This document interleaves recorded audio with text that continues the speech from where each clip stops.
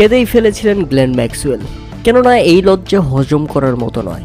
ইতিহাস অক্ষত থাকলো, দীর্ঘ 19 বছর পরেও আবারও অস্ট্রেলিয়া জিম্বাবুয়ের দেখায় অস্ট্রেলিয়াকে নাকানি চুপানি খাইয়ে দিল জিম্বাবুয়ে। প্রিয় দর্শক, আপনাদের যদি ইতিহাস বলতে চাই তাহলে টি-20 বিশ্বকাপে কখনোই অস্ট্রেলিয়ার বিপক্ষে হারেনি জিম্বাবুয়ে। এমনকি টি-20 বিশ্বকাপে কখনোই জিম্বাবুয়েকে হারাতে পারেনি অস্ট্রেলিয়ার মতো শক্তিশালী দল। টি-20 বিশ্বকাপে জিম্বাবুয়ে এবং অস্ট্রেলিয়া এখন পর্যন্ত একবারই মুখোমুখি হয়েছিল, যেটা 2007 সালে, এবং সেটাতেও জয়লাভ করেছিল জিম্বাবুয়ে।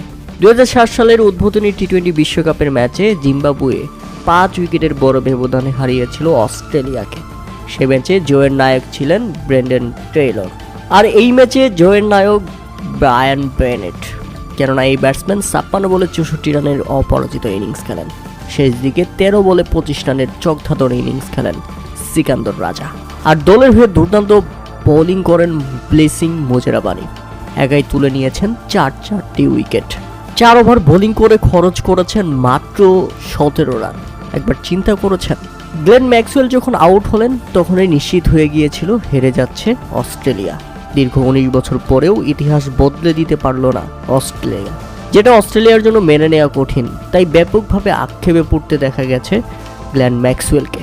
এরপর উইকেটে এসে রীতিমতো ব্যর্থ মার্কাস স্টোনিস।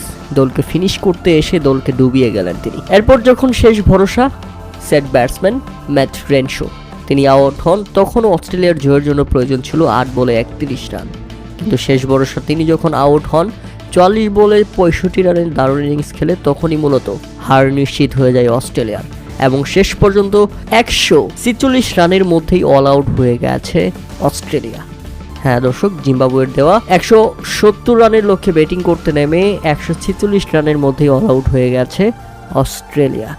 তাই তো জিম্বাবুয়ের 23 রানের অসাধারণ ঐতিহাসিক এক জয়। দীর্ঘ 19 বছর পর আরও একবার মাইটি অস্ট্রেলিয়াকে হারিয়ে দেখিয়ে দিল জিম্বাবুয়ে।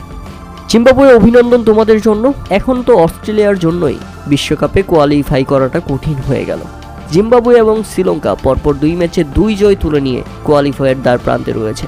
পরের ম্যাচে অস্ট্রেলিয়ার প্রতিপক্ষ শ্রীলঙ্কা। এখন শ্রীলঙ্কা যদি অস্ট্রেলিয়াকে হারিয়ে দেয় তাহলে গ্রুপ বি থেকে শ্রীলঙ্কা এবং জিম্বাবুয়ে কোয়ালিফাই করতে পারবে, আর গ্রুপ পর্বেই বাদ পড়ে যাবে অস্ট্রেলিয়ার মতো দল, অর্থাৎ মাইটি অস্ট্রেলিয়া। এটা কি ঘটিয়ে দিল জিম্বাবুয়ে, অবিশ্বাস্য, একেবারেই অকল্পনীয়।